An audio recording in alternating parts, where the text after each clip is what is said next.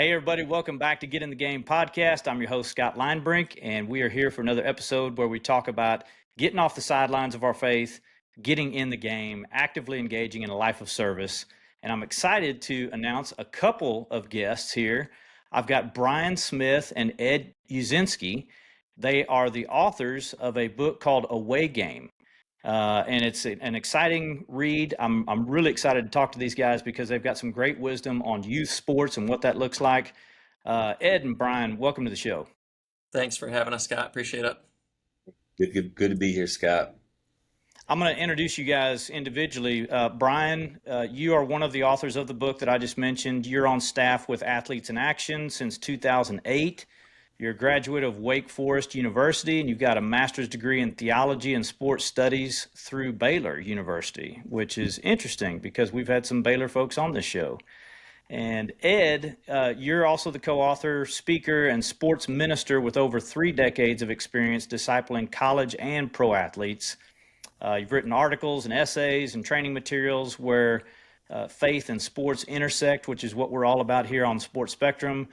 And you're the lead strategist for Content Mercenaries. You've got 2 theological degrees from Trinity Evangelical Divinity School and a PhD in American Culture Studies from Bowling Green. So, man, I'm talking to some learned guys on what it looks like for faith and sports coming together.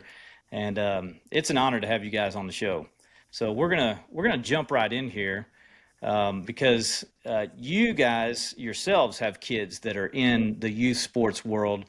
I've got 2 girls that are on travel teams, and oftentimes we find ourselves away from church on the weekends at tournaments, and just trying to figure out, like, how do we navigate this? How do we as parents lead well, and how do we continue to pour into our kids from a discipleship standpoint?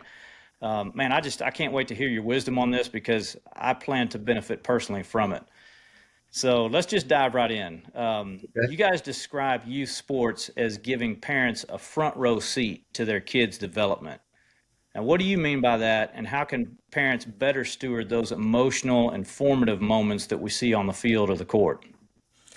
Yeah, I'll take a stab at that to start, and I'll even preface the rest of this conversation for Ed and I as well with this. One, we both believe that sports are a beautiful gift from God. And so even for the listeners to understand, you're hearing from 2 dudes who love sports and have seen just the huge wins that sports bring in life. And then 2, we really believe most youth sports parents are well intentioned. There's just not a lot of literature and a lot of how to and how to do this well, especially from a Christian perspective. And so even as a precursor to these conversations, to understand, like, we get it. We get that this is challenging stuff, and we're excited to be a part of the ongoing conversation with it. We do mention in the book that parents have a front row seat to watching their kids in sports. What we mean by that is oftentimes as our kids grow up, they're spending lots of time with friends, lots of time at school. And we talk about in the book how, like, when your kid comes home from school and you ask, how was your day? You're usually going to get the one word answer: good. It was good. And we Good. don't know what their day looked like. We don't know who was bullying them in the cafeteria or who they were bullying. We don't know who chose to sit next to them. Like, we don't know all the stuff that goes on in school. But in sports, we don't have to guess. We get to see the good, the bad, the ugly. We get to see the ultimate highs and the lowest of lows. And as parents, that's incredible information for us as the lead disciplers in their life, to be able to watch what's going on in a really seemingly high stakes environment. And I say seemingly because we often make sports a bigger deal than it really is. But to our kids, it's huge, and they're experiencing almost every single emotion possible, and we get to watch it all take place. And then it's on us to ask the question, what am I gonna do with the fact that I just saw my kid unload on his teammate for missing a free throw? Like, it's unfortunate, but it's also a discipleship opportunity for us. That's great. Ed, what are your thoughts? Well, and so the flip side of that coin is, and we subtitled the book "A Christian Parent's Guide to Navigating Youth Sports." And so the reality is the youth sports culture, what we call the youth sport industrial complex, which is just a fancy way of saying youth sports has become a machine. I mean, it's $1 billion industry, and there's a lot to talk about in that. So one of the first things I think we need to do as parents is just recognize what that's doing, what it's teaching our kids. It's not all malicious, but it's already discipling our kids to think about themselves in a certain way, to think about other people they're relating to in a certain kind of way, to think about coaches and referees a certain way, how they, determine their identity in relationship to all that. So it's really important to know what that is, and it's discipling us. So Mm. as parents, we've all absorbed really a secular view of sports, unless there's been an intervention somewhere along the line where we were very intentionally discipled about how to think like a Christian in the midst of sports. We're being carried right along by that same industrial complex. And so to be able to recognize opportunities when they arise, we first need to see what sport culture is already doing and recognize what, some of our own changes in thinking need to happen first. And that's what we're trying to do in every chapter of the book. I myself can say that some of these volleyball tournaments where we're playing, 7, 8 games a day, have definitely given me a chance to be sanctified in that moment, and Mm. I have grown in my understanding of patience and endurance and leadership. So I'm tracking with you there. Same. Well, so much of what we end up writing about it in the book, it's not coming from our graduate classes that we took. It's coming from sitting in the stands and messing up. And, in the car ride home with our own kids messing up. And just, Brian and I both have been working, ironically, last week he was in Colorado with 250 college athletes. And I'm in Minneapolis right now with another 150 athletes at an Athletes in Action sport camp. And we're talking to these college athletes about how faith and sport intersect. How do you think and operate like a Christian in the midst of your sport? And there's a ton of reprogramming that needs to be done for them to be even able to understand any of that. And Brian and I have been talking for years how we need actually to get to kids earlier. Like we spend so much time trying to reverse stuff that's been hardwired into these athletes, these college athletes. What would it look like if we got to them earlier? And to get to them earlier, you're going to have to get to the parents. We as Mm. parents, like we just said, we're going to have to think differently about our approach to sports. And there's just not that much that's been written about it, honestly. It's starting to happen. But there's just not that much out there to give us guardrails to go on. Yeah, that's a great point. Because I mean, we're all passionate about this, right? I mean, that's why a lot of these things, these arguments and things that are maybe outside of our traditional character come out, is because we care deeply. We care about our kids. We care about the experience, but we've got to make sure as parents that we're not getting carried away. Yes, sir. Well, so I want to go to this next because your book challenges the long-held belief that sports build character. So, can you unpack that idea for me? Because I'm really curious to hear that answer.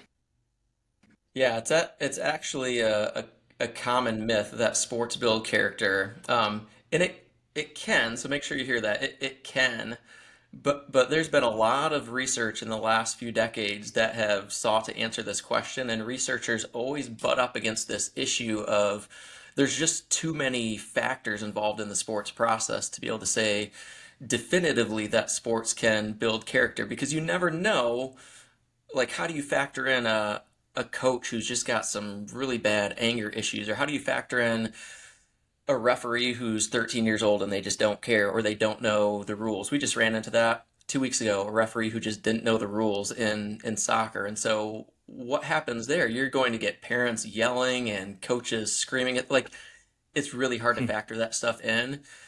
So what they have found though is sports, really anything in life can build character if you have the right middle person to help teach the lessons. And so that's what we're trying to Mm. do in this book is help parents realize you cannot just trust that putting your kids in a YMCA league or a travel league or an elite select whatever league you put them in, you can't just sit back and say sport is going to do its job and teach my kid how to grow in perseverance or patience or any other virtuous trait.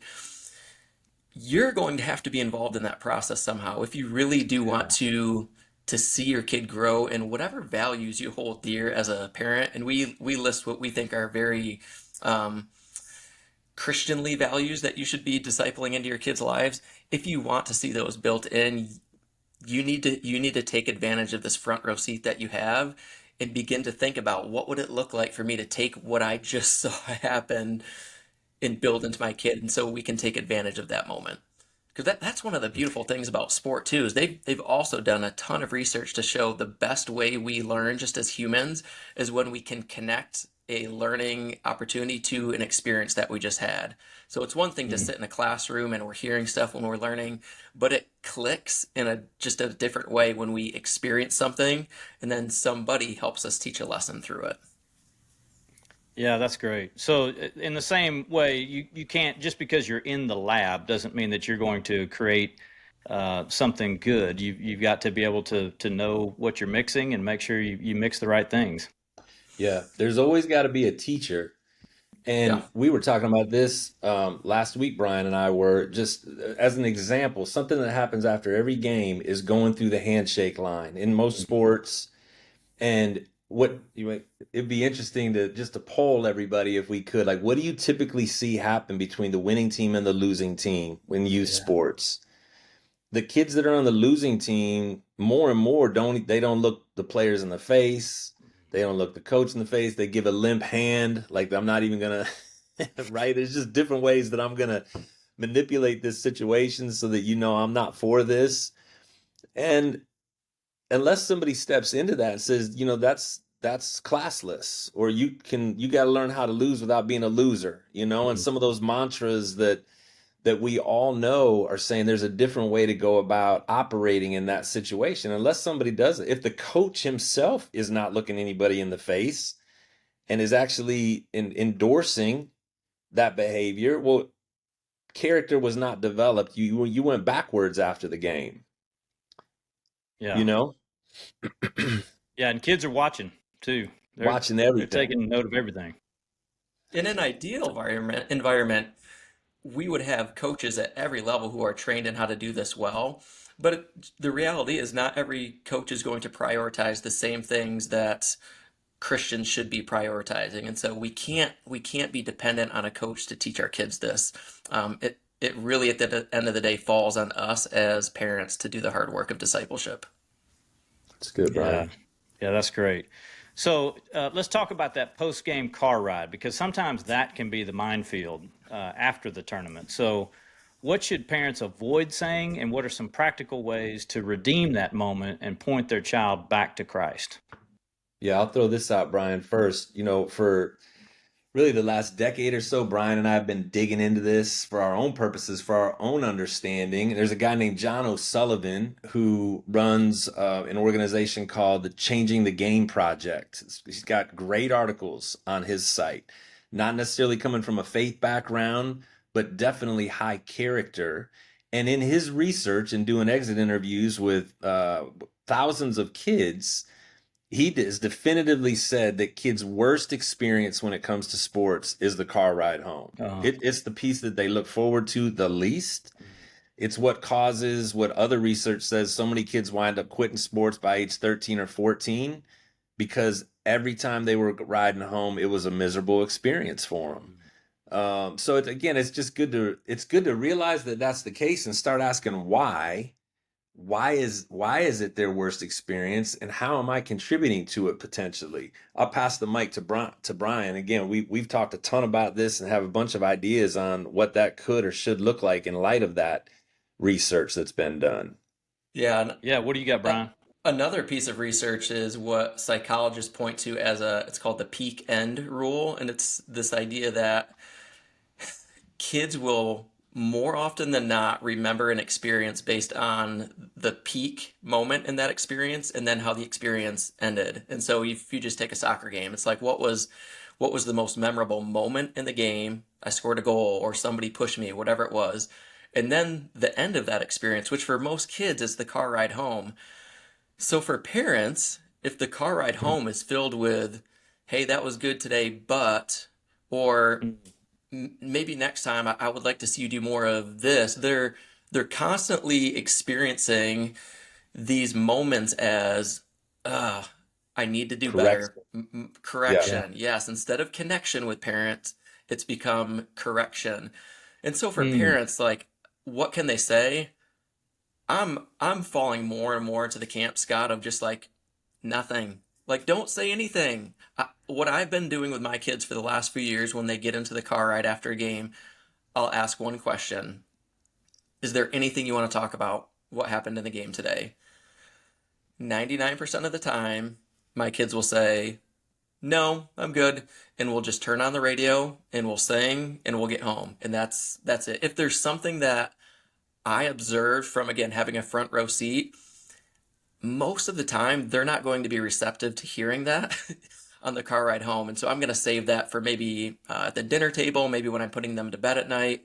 There's other spots which are going to be a home field advantage for me. The car ride, I want to keep a sacred space where they know once they get into that, they can put their guard down. Mom or dad is not going to grill them with corrections or shame them in any way. They can get back to a regulated state and just get back home. Connection, not correction. I like that. Okay, so in a culture obsessed with performance, how can parents reintroduce fun, joy, and purpose back into youth sports? And what does that look like in a typical season? Mm. Yeah, that's such a loaded question, isn't it? And I'll just throw this out that I think again, as parents, we need to do a little bit of a self check and monitor how concerned about performance we are about our kids. Like, what role is our concern that our kid is, um, bringing back some kind of statistical results, that's really the top priority that we have, which again, Scott, we're saying we all struggle with this. We all totally understand that feeling inside of us, where we want them to excel. We want them to be at the top. We want them to be able to start. We envision a future for them that's somewhat dependent on them performing well. We all get that. But what that ends up doing is it creates a ton of pressure on them in this immediate moment when a lot of times, and again, depending on what age we're talking about, most of the time kids they're not ready for that. They're just still learning the game.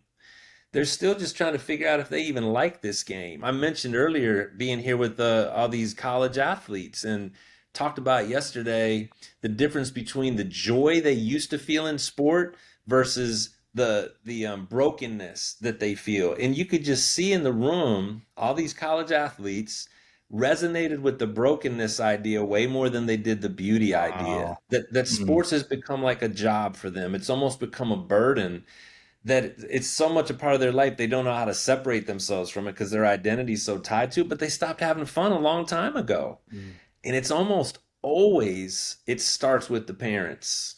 And coaches play a role in that too, but it almost always starts with pressure that's created by parents. That okay, we've already talked about this. Just what we do on the way to the game and what we do on the way home from the game can end up having a huge impact on whether kids are having fun or not at the end of the game. Most of the time, our kids, they don't so much care whether they won or lost, and that bothers a lot of us actually. They just want to play. We're the ones that make winning, the ultimate um, measuring stick as to whether this was a good experience or not. And that's not where most kids are. Certainly not before they get to be sophomore, juniors, seniors in high school. They just want to play. Um, so I just think we need to check our own role in that and the things that we're holding them to. And if we can be the ones that say, let's have fun. We can be the ones that say, let's go get ice cream after the game, win, lose, or draw. Listen to music like Brian talks about all the time. We're the ones that kind of will have a say in whether or not this continues to be an environment that they look forward to coming to, or it's something that feels just completely anxiety ridden because I can't measure up. Yeah. And our kids will Brian, often I want to default. hear your thoughts on this. Yeah. But Yeah. but first, I want to ask Ed this. Ed, do you think that if you talk to parents about that and what they're projecting on their kids, do you think a lot of them would say, "I had no idea that I was even like putting that on my kids or making it miserable for them"? Scott, I think that's a great question. And yes, I think most parents don't realize, I say again, we don't realize that we're doing that to them. Mm. We're just doing what was done to us, and we're doing what's encouraged around us. Um, by ESPN, I would hold ESPN as one of the top culprits because they're the ones that have said it's championship or bust. You can't be in the GOAT conversation unless you have a certain number of rings. They're the ones that have said this is the only way we're even going to acknowledge you. And I think that's absorbed into all of our systems where from the earliest of ages, winning is all that matters. And your performance, like you have to perform well to win. Like it's all tied together. And we don't even realize that we're doing it to them. We're just going with the flow. That's good. So, Brian, how do we get back to having fun? Yeah, it's really not, well, it is hard, but it's not. If you just watch your kids, I know sandlot games are kind of a thing of the past, but if you watch your kids just play in the yard with their friends or if they're playing pickup ball with their buddies, they default to play. Like that's just what kids normalize. They know how to have fun with sports. It's oftentimes us as parents who make it a bigger deal than what it needs to be. And so, yeah, how do we get back to that space where our kids are experiencing organized sports led by adults as fun? I'll use myself as an example. I know my own tendency to get overly intent and to care more about winning, even at a fourth grade level for kids, than I should. So before I get out of the car to go to the game, I need to almost preach to myself, they're in fourth grade. It's supposed to be fun. The goal is that they would want to come back and play again next year, not that we would somehow eke out a 6-3 victory on the last game of the season. Like the goal is, will they have enough fun where the totality of their experiences, that was a blast and I want to come back and I want to play again next year. And so for me to preach that to myself as I get out of the car, as I'm walking to the field, whether I'm coaching or sitting in the stands, it's on me to remember that and then project that in the words I say, the tone in which I say them. And oftentimes, whether I choose to say anything or not, that's going to help them experience that. And we talk about that in the book too. Like a lot of times, parents, what if we just stop talking altogether and we gave the occasional, hey, great job, keep hustling. But the whole like, shoot, run, pass, go, go, go. If we just tone down the anxiety in our own voice, maybe that would help our kids enjoy sports a little bit more. Yeah, good, Yeah, Brian. man, I'm somebody that needs a reminder of that as much as anybody. And I had a dad tell me a long time ago, he said, two of the best things that you can tell your kids at a sporting event are one, I'm proud of you, Mm, and two, I had a lot of fun watching you out there. that's Amen. good, Scott. Yeah, which is really hard to say if you didn't Yeah. because they went 1 for 6 or your daughter keeps hitting the ball in the net because she's hitting it on the way Yeah. down instead of on the way up. And you know we focus on how many times we do this as parents that your kid makes a whole bunch of shots in a game and you end up focusing just on the shots they missed or how they can fix them. I just think it's our natural tendency, especially those of us that are from athletic backgrounds. And let us say this too. We always feel like we have to disclaim this after everything we just said, because people get weird about this whole winning conversation. We're not against winning Hmm. and trying to win and pursuing excellence and pursue the championship. Like that can still very much be part of the package. It just can't be all that matters. Hmm. And that's what it's turned into, Scott. Like there's very little thought being given to any other kind of development with our kids other than we're gonna win the whole thing. Scott, this in baseball even. Why are so many major league pitchers' arms burnt out and getting Hmm. Tommy John surgery and everything? You know this because they're throwing way too many innings as 10, 11, and 12-year-olds. Yeah.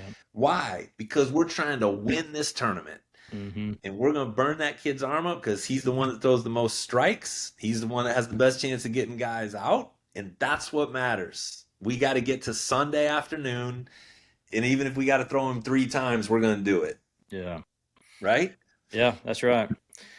So we're here with Brian Smith and Ed Uszynski, authors of Away Game, Spiritual Disciplines Within Youth Sports. Their book comes out July 1st. I don't know that I mentioned this yet. So we're having this conversation right before the launch of that book. So I want to encourage folks to get out there, pre-order. I'm assuming you can get it on Amazon or anywhere you order books. Is that right? Cool. It is. Yeah. Well, we were just talking about having fun. Let's take it to another topic of love. So how do we help our kids love their teammates and their opponents well in a competitive and often self-centered environment? Yeah, we talk about this a Go good ahead. bit. Yeah, we talk about this a good bit in the book. Is what is it? What does love look like as modeled to us by Jesus?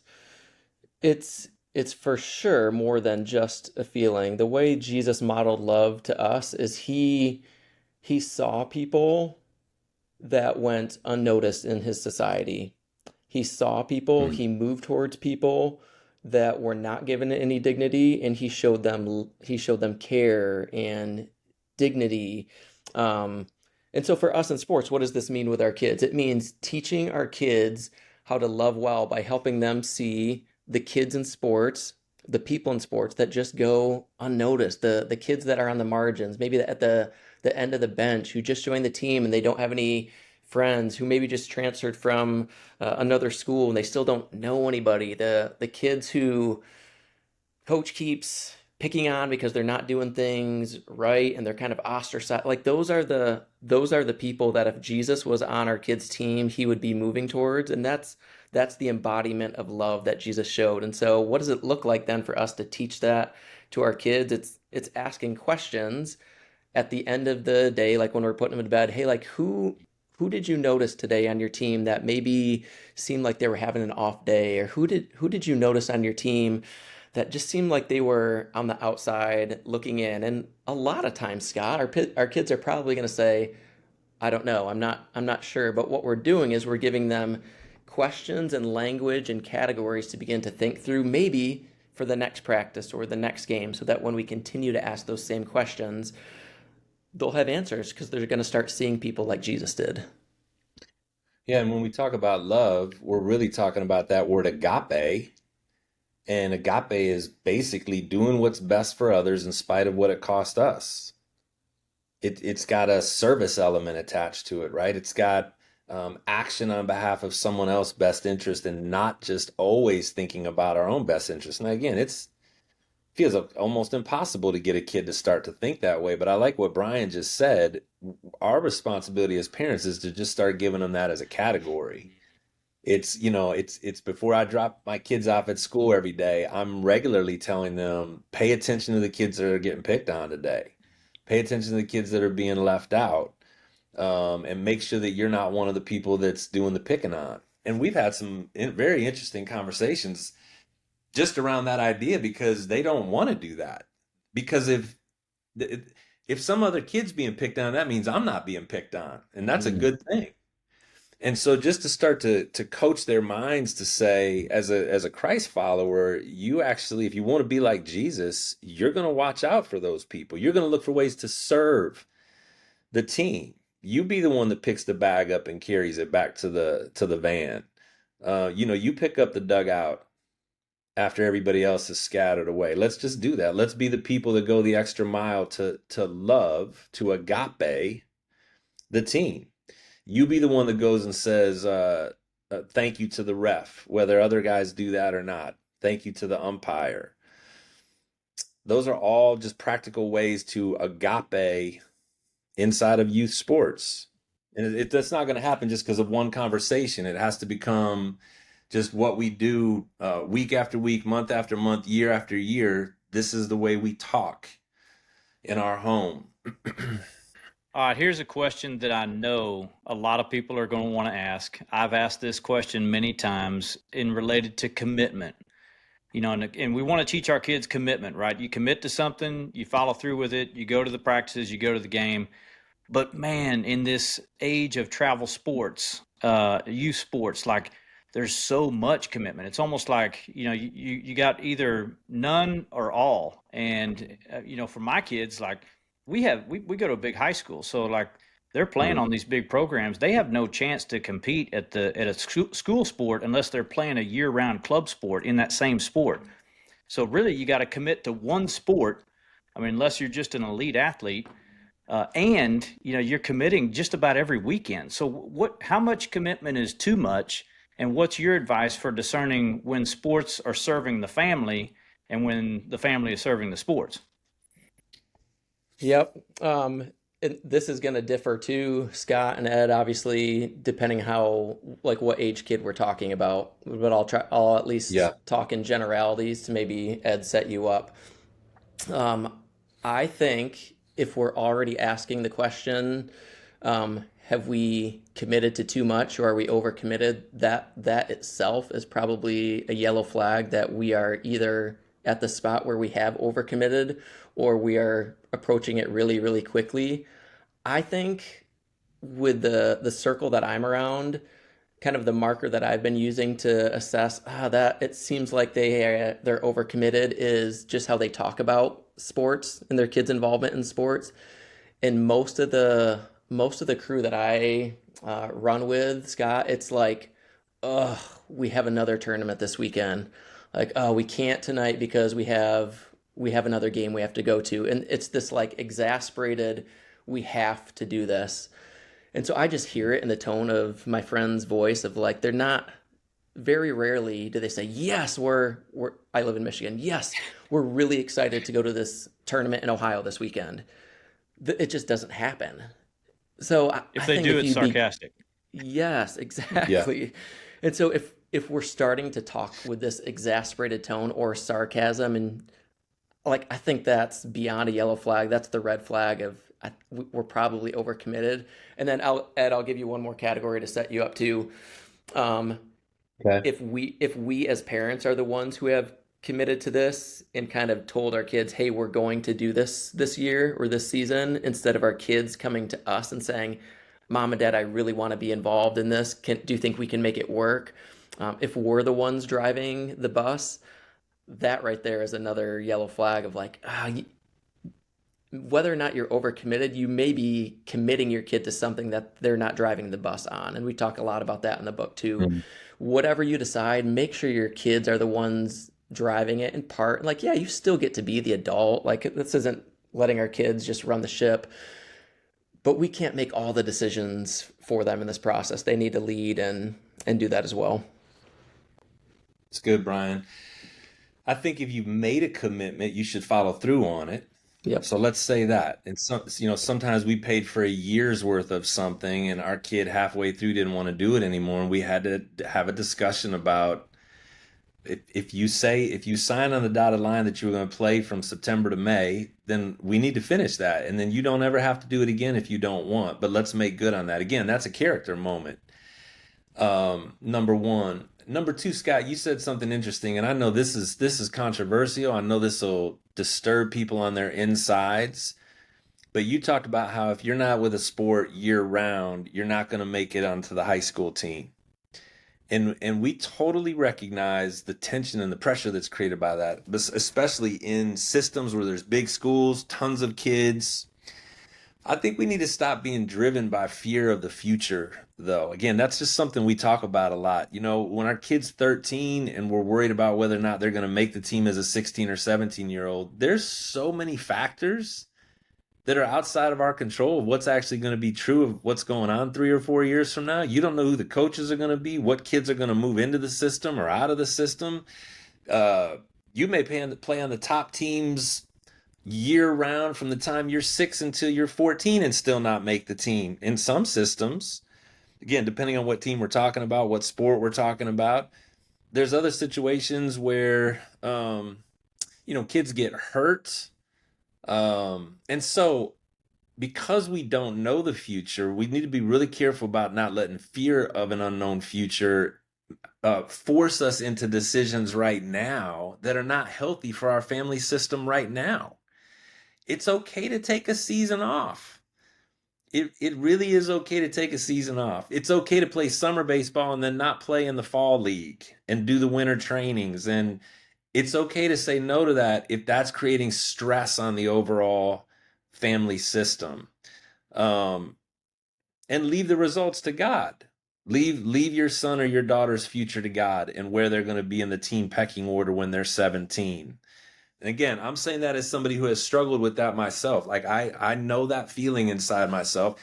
And now I've got, kids that have graduated college, that one that played college basketball. And look, it looked completely different because you just don't know what's going to happen, what team he's going to wind up with, who's going to be there, what the coaches are going to be like, how playing time is going to be divided out. It's so much outside of our control that it's not the end of the world to take a season off or to go from January to June and not play that sport, or go, a full year without playing it sometimes if you really want to play something else. So you want to play an instrument or be in a school play or something, Lord have mercy. There's other things to do that you've only got this small window of time to have opportunity to do. And we're putting all our chips in this basket saying you got to keep grinding in this sport so that you can make it. And I just think it's probably not wise to think that way. So Ed and Brian, as we come to the end of our time here, you guys have this book being released next week, Away Game. I'd highly encourage folks to go take a look at it. But what do you hope, as parents read this, what do you hope that they come away with? And what shift in a mindset or habits do y'all think could make the biggest spiritual impact in their child's faith journey? Yeah, the book is less about helping parents figure out should we say yes or no to this travel league, and more about what would it look like for us, whatever pathway we have chosen in our kids' youth sport experience. What would it look like for us to use the moments that God provides within our choices and figure out ways to disciple our kids based on what we're seeing. And so what we hope is the result of this book is our parents that read it start looking and watching sports through a new lens, that they would take advantage again of this front row seat and ask questions like, what's going on in my kid's head when coach says this, or when a teammate does this, or when they do well or don't do well, to begin to really process, what's making my kid tick in these moments, and then giving parents practical tools for how do you actually ask good questions and respond in those moments. So everything's not going to be perfectly done. Ed and I have talked about this multiple times. Like, even if parents walk away from reading this book and they're like, nah, that stuff isn't going to work with my kids, but I know asking these questions probably will, or I know doing this is going to work better than whatever Brian and Ed recommended in this book. Like, that's what we're hoping, is just getting parents to think through a different lens beyond, I really hope we get the W today. That's good, Brian. I think we hope that people will feel some relief, because it gives them permission to be able to do some things differently that maybe intuitively inside their spirit they felt like they should do, like be quiet on the way home and not always feel like we have to dig into our kids right away, or take some time off and not feel like we're necessarily ruining our kids' future if we don't play this year, or any of those kinds of things. I hope they're feeling some relief in that. But what Brian and I have also talked about from the beginning is we hope people will have this, it will start a discussion. It will give people language that they can have discussions in small group, whether it's at church or you're with a group of, like-minded youth sports parents who are Christians, or maybe they're not even Christians. But they just want to have conversations about how to do this better for our kids and how to hold each other accountable to be different. We hope there's a movement of people that rise up all over the country, and this will just be one little tool that helps them get where they already want to be anyways with each other. Great words of wisdom, guys. I really appreciate y'all coming on the show and encouraging our parents out there to think differently, which is what living the Christian life is all about, right? Looking at things through a different lens, serving others. How do we serve our kids well and make sure that we keep the main thing the main thing? Guys, really appreciate your time. Thank you, Scott. Thanks, Scott.